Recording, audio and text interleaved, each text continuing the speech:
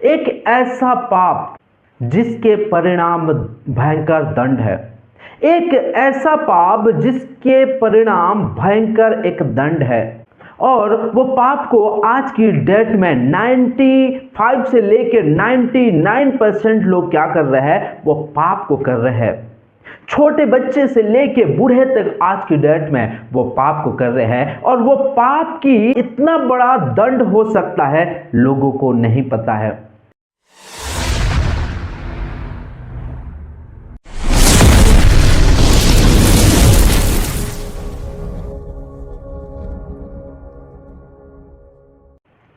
Praise the Lord, जय मसीह। मेरे प्यारे भाई और बहनों, आप सभी को हमारे चैनल में यीशु मसीह के नाम से मैं स्वागत करता हूं।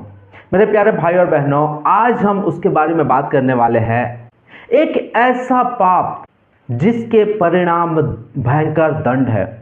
एक ऐसा पाप जिसके परिणाम भयंकर एक दंड है। और वो पाप को आज की डेट में 95 से लेकर 99% लोग क्या कर रहे हैं, वो पाप को कर रहे हैं।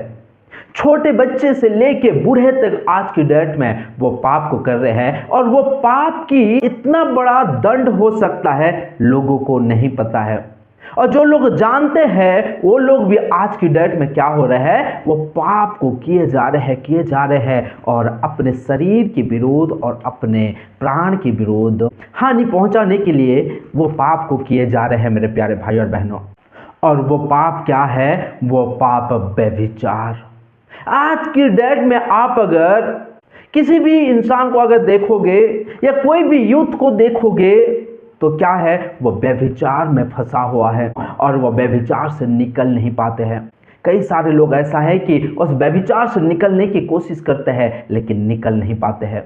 व्यभिचार एक ऐसा पाप है मेरे प्यारे भाई और बहनों, जो अपने शरीर की विरुद्ध है और अपने आत्मा का विरुद्ध है। व्यभिचार एक ऐसा पाप है, आप पाप होने का बाद अगर परमेश्वर से माफी मांगोगे, परमेश्वर तो आपको माफ कर देगा, लेकिन आप अपने आप को कभी माफ नहीं कर पाओगे। पाप है जो कि आत्मा को हानि पहुंचा सकता है और शरीर को भी हानि पहुंचा सकता है। वही पाप में मेरे प्यारे भाई और बहनों, आज की डेट में 95 से लेकर 99% लोग पाप में गिरे हुए हैं या पाप में फंसे हुए हैं। मेरे प्यारे भाई और बहनों, जो लोग व्यभिचार करते हैं उन लोगों को कैसा कैसा दंड मिलेगा, नरक में कैसा कैसा दंड मिलता है और कौन कैसा पाप करने से कैसा दंड मिलता है, उसके बारे में बहुत अच्छी तरह से लिखा है और बहुत अच्छी तरह से हमें समझाया भी जाता है और उससे दूर रहने के लिए भी हमें बताया जाता है। नरक में बहुत सारा दंड है मेरे प्यारे भाई और बहनों, लेकिन उस दंड से सबसे बड़ा दंड है। आइए हम देखेंगे मत्ती रचित सुसमाचार 24 अध्याय उसका 51 वचन में इस प्रकार लिखा है, तब वो उससे भारी ताड़ना देगा और उसका भाग कपटियों के साथ ठहराएगा, वहां रोना और दांत पीसना होगा। हालेलुया। क्या लिखा है, भारी ताड़ना देगा, कठोर दंड देगा, टुकड़े टुकड़े करेगा। हालेलुया।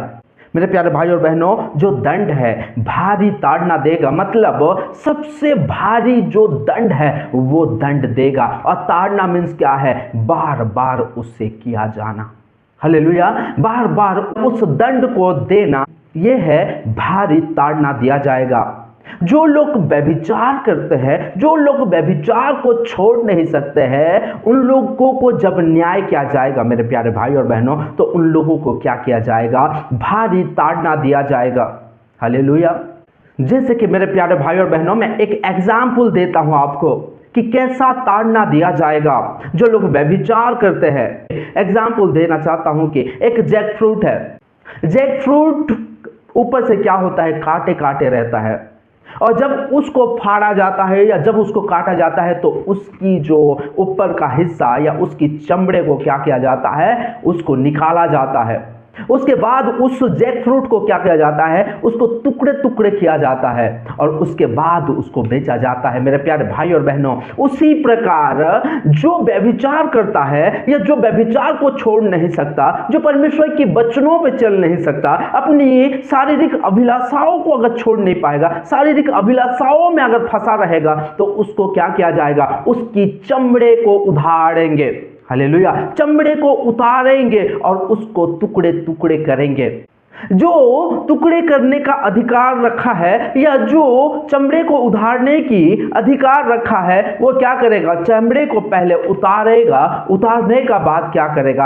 आपको टुकड़ा टुकड़ा करेगा। और टुकड़ा टुकड़ा करने का बाद क्या करेगा मेरे प्यारे भाई और बहनों? आपकी आत्मा तड़पता रहेगा, आपकी आत्मा दर्द से चिल्लाता रहेगा, लेकिन उसमें कोई दया नहीं रहेगा। उस दंड में कोई भी दया नहीं मिलेगा मेरे प्यारे भाई और बहनों। चाहे आप जितना चिल्लाओ, आप चाहे आप जितना रो लो, आप चाहे जितना हेल्प मांगो, आपको कोई वहां से नहीं बचा पाएगा। और मैं आपको बता देना चाहता हूं, जो टुकड़ा टुकड़ा करता रहेगा वो कैसा करेगा पता है? वो टुकड़ा कर देगा, उसके बाद कहेगा कि मैं एक 10 मिनट 15 मिनट का बाद मैं फिर आऊंगा।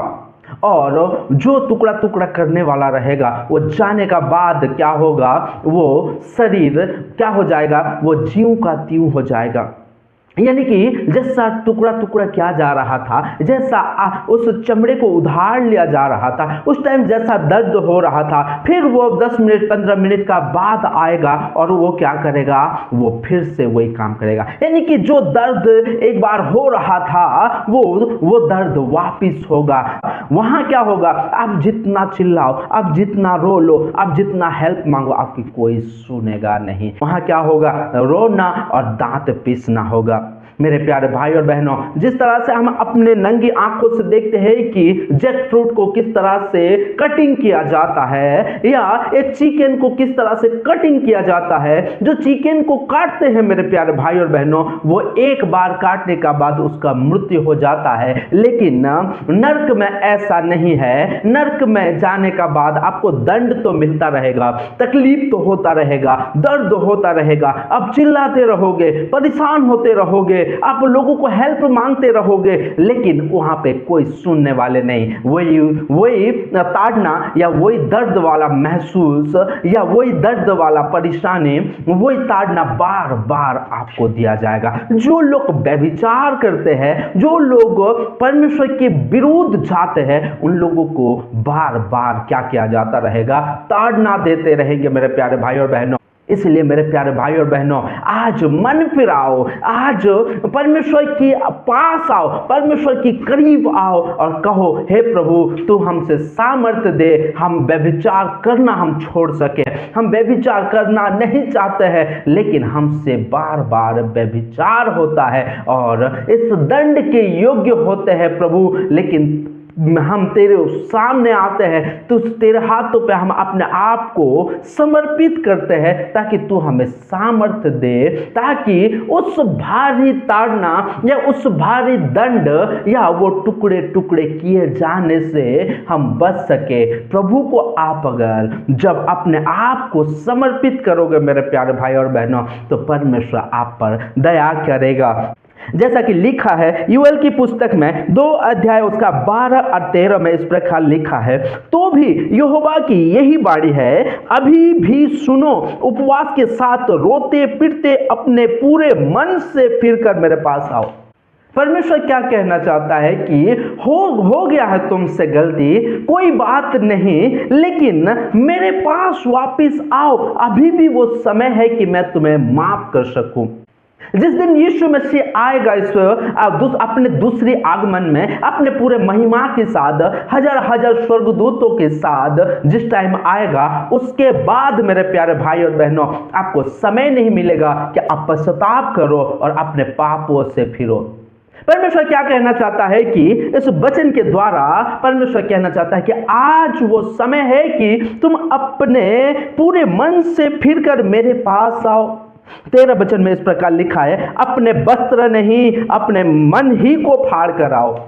जो मन की आपको व्यभिचार करने के लिए लालसाव करता है, जो मन की आपको व्यभिचार नहीं करना चाहते हो, लेकिन व्यभिचार के रास्ता में, व्यभिचार के मूड में, व्यभिचार की उस मंडली में लेके जाता है, उस मन को फाड़ो। हालेलुया। पुराने नियम में हम इस प्रकार देखते हैं कि जो लोग उपवास करने के लिए जाते थे, या जो लोग अपने मन को फिरा के परमेश्वर के करीब जाना चाहते थे उपवास करने के लिए, तो हम देखते हैं कि कई बार ऐसा लिखा है कि वो अपने वस्त्र को फाड़ दिए।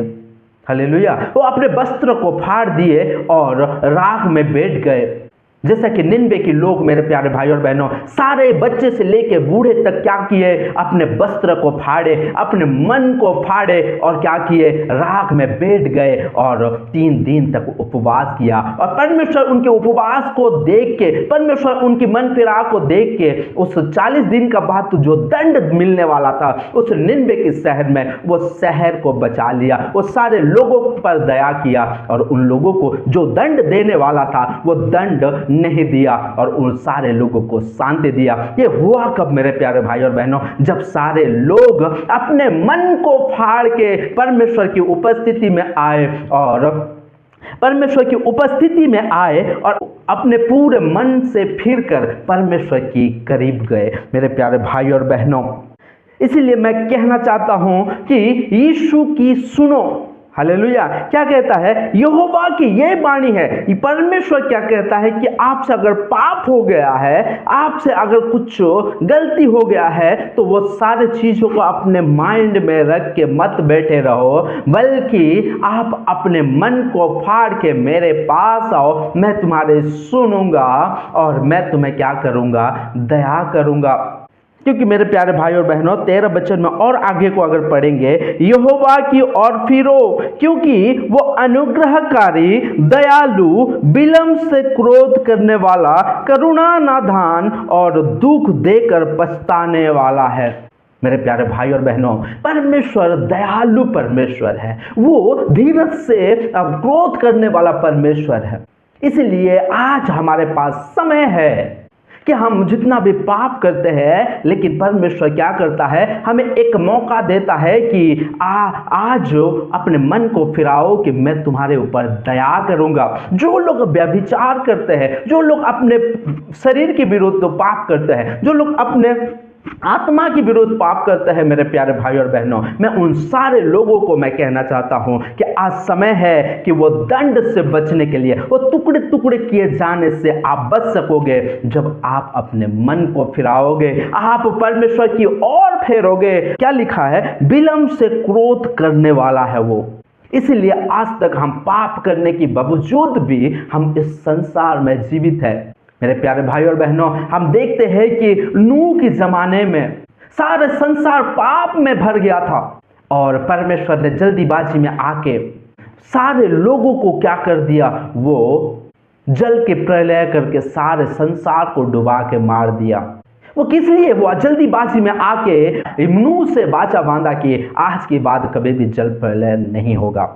उस टाइम जल प्रलय हुआ, इसीलिए सारे लोग मर गए। किस लिए? परमेश्वर की क्रोध सारे संसार के ऊपर, क्योंकि पाप संसार में बढ़ गया था और जल्दीबाजी में आके क्या किए? सारे लोगों को नष्ट कर दिए, सारे लोगों को फूंक दिए, सारे लोगों को पानी से डुबा के मार दिए। परमेश्वर को पछतावा हुआ कि मैं अपने हाथों से इस संसार की वासी को या मनुष्य को बनाया और मैं अपने हाथों से ही मार दिया। और नूह से परमेश्वर क्या करते हैं कि अपने वाचा को बांधते हैं।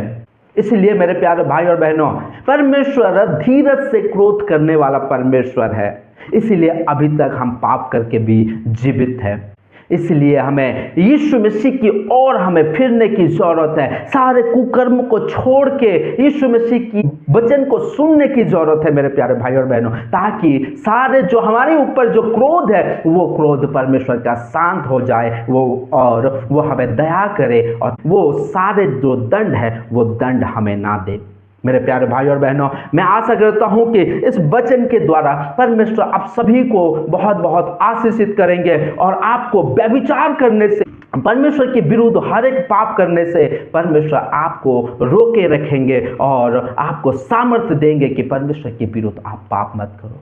मेरे प्यारे भाई और बहनों, आज की परमेश्वर की वचन यही तक है। फिर मिलेंगे हम परमेश्वर की वचन के साथ। तब तक आप सभी को जय मसीह की। God bless you. आप सभी को सलाम।